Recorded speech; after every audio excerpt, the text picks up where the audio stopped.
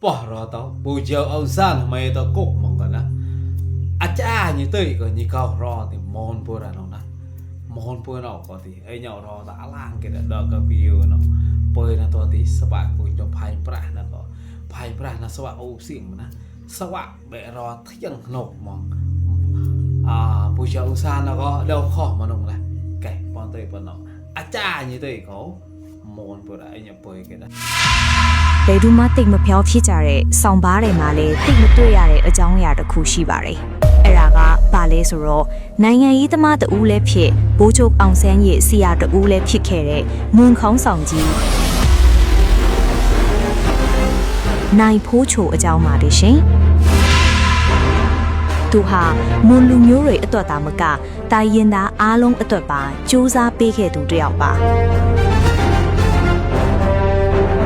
သူအကြောင်းအပြည့်အစုံမပြောခင်မှာတော့ကျမတို့ရဲ့ KK Channel လေးကို like နဲ့ follow လုပ်ထားကြပါအောင်လို့ပဏာမပြောချင်ပါတယ်ရှင်။ဝင်စားစရာတမိုင်းကြောင်းလေးနေစလိုက်ကြရအောင်။နိုင်ငံကုန်ကြီးပထမအဆင့်ရမွန်အမျိုးသားကောင်းဆောင်ကြီးနိုင်ဖိုးချိုကို1905ခုနှစ်နိုဝင်ဘာလ18ရက်စနေနေ့မှာ PKI ရွှေတောင်မြို့၌မွေးဖွားခဲ့ပါတယ်။ဖခင်ကတော့ KI ဆရာဝန်ကြီးဝနကျော်ထင်ဦးဖိုးလဖြစ်ပြီးမိခင်ကတော့ဒေါ်ကြီးနုဖြစ်ပါတယ်။ငယ်စဉ်မှာမော်လိုက်မြိုင်မြို့အစိုးရအထက်တန်းကျောင်းမှာပညာသင်ကြားခဲ့ပြီးရန်ကုန်ကက္ကသိုလ်ကနေ1928ခုနှစ်မှာအင်္ဂလိပ်စာဂုဏ်တစ်ခုနဲ့ဝိစာဘွဲ့ရရှိခဲ့ပါတယ်။အဲ့ဒီနော်ရန်ကုန်တက္ကသိုလ်အင်္ဂလိပ်စာဌာနမှာနီးပြဆရာအဖြစ်လုပ်ကိုင်ရင်1953ခုနှစ်မှာဥပဒေဘွဲ့ရရှိပြန်ပါတယ်။ဒီနေရာမှာလေးစားစရာကောင်းလာက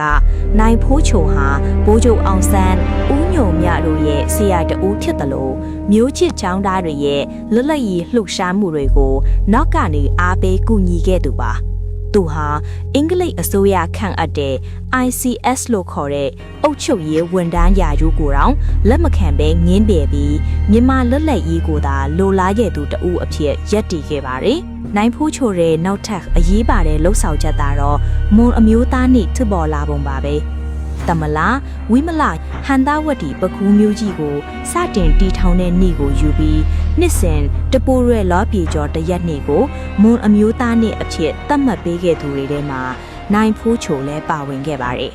1945ခုနှစ်နိုဝင်ဘာလ9ရက်နေ့မှာတော့နိုင်ဖိုးချိုခေါင်းဆောင်တဲ့မွန်လူကြီးတွေဟာဗဟန်းရေတာရှိမွန်ချောင်းမှာစုစည်းခဲ့ကြပါတယ်။သူတို့ကမွန်လူမျိုးတွေအတွက်နိုင်ငံရေးအဖွဲ့အစည်းတစ်ခုအမြန်လိုအပ်နေပြီလို့ယူဆခဲ့ကြပါတယ်။ဒါကြောင့်ပုဂ္ဂိုလ်ရေးထအဖွဲ့အစည်းအဖြစ်ဖွဲ့စည်းချိန်တန်ပြီးလို့ဆုံးဖြတ်ပြီးမွန်တိုင်းရင်တောင်အစည်းအယုံကိုတည်ထောင်ခဲ့ကြပါတယ်။အဲ့ဒီအစည်းအယုံရဲ့အမှုဆောင်အဝင်တွေကတော့နိုင်ဖိုးချိုကဥက္ကဋ္ဌနိုင်ထန်းကအတွင်းရေးမှူးနိုင်ကျော်လကဘန်းတာရေးမှူးစရင်စစ်အဖြစ်ဦးအုံးဖေဝါရဖြန့်ချီရေးမှာတော့နိုင်ထွန်းရင်နဲ့နိုင်ချမ်းမွန်ပါ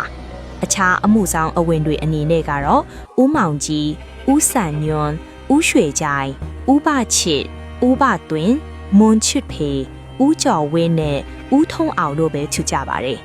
အဲ့ဒီနောက်ဒီအစီအယုံဟာဘိုးချုပ်အောင်ဆန်းဦးဆောင်တဲ့ဖဆပလာအဖွဲ့ချုပ်နဲ့ဆက်သွယ်ပြီးနိုင်ဖိုးချိုတို့လည်းဖဆပလာအမှုဆောင်တွေဖြစ်လာခဲ့ကြပါတယ်။နိုင်ငံရေးခရီးကျမ်းထဲမှာ1948ခုနှစ်ဇူလိုင်လမှာနိုင်ဖိုးချိုဟာဖဆပလာအစိုးရရဲ့ဖမ်းဆီးခြင်းကိုခံရပြီး1949ခုနှစ်နှစ်ကုန်ပိုင်းကျမှပြန်လည်လွတ်မြောက်ခဲ့ပါတယ်။1950ခုနှစ်မှာတော့ဗီယက်နမ်နိုင်ငံဟန်နွိုင်မြို့မှာကျင်းပတဲ့ကမ္ဘာငြိမ်းချမ်းရေးကွန်ဂရက်ကိုမြန်မာကိုယ်စားလှယ်အဖြစ်တက်ရောက်တယ်လို့တရုတ်ဆိုဗီယက်နဲ့ဟန်ဂရီနိုင်ငံတွေကိုလည်းလေ့လာရေးခရီးသွားရောက်ခဲ့ပါသေးတယ်။သူဟာနိုင်ငံရေးတာမကစာပေဖတ်မှာလည်းထူးချွန်သူပါ။မြန်မာနိုင်ငံလုံးဝလွတ်လပ်ရေးတို့ဆိုရဲစာအုပ်ကိုအင်္ဂလိပ်လိုရေးသားတယ်လို့လေတင်ဘာသာနဲ့ကြပြတွေလည်းရေးဖွဲ့ခဲ့ပါတယ်။အားလက်ချိန်တွေမှာလူငယ်တွေကိုအင်္ဂလိပ်စာနိုင်ငံရေးနဲ့ဥပဒေပညာရပ်တွေကိုအကန့်အသတ်သင်ကြားပေးခဲ့တဲ့ဆရာမြတ်တစုလည်းဖြစ်ပါတယ်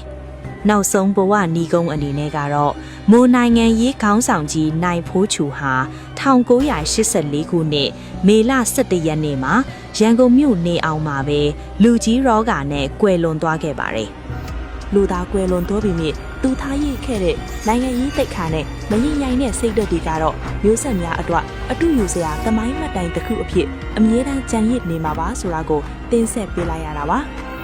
ကဲပရိသတ်ကြီးအားလုံးပဲဒီအကြောင်းအရာလေးကိုနှစ်သက်ကြမယ်လို့မျှော်လင့်ပါတယ်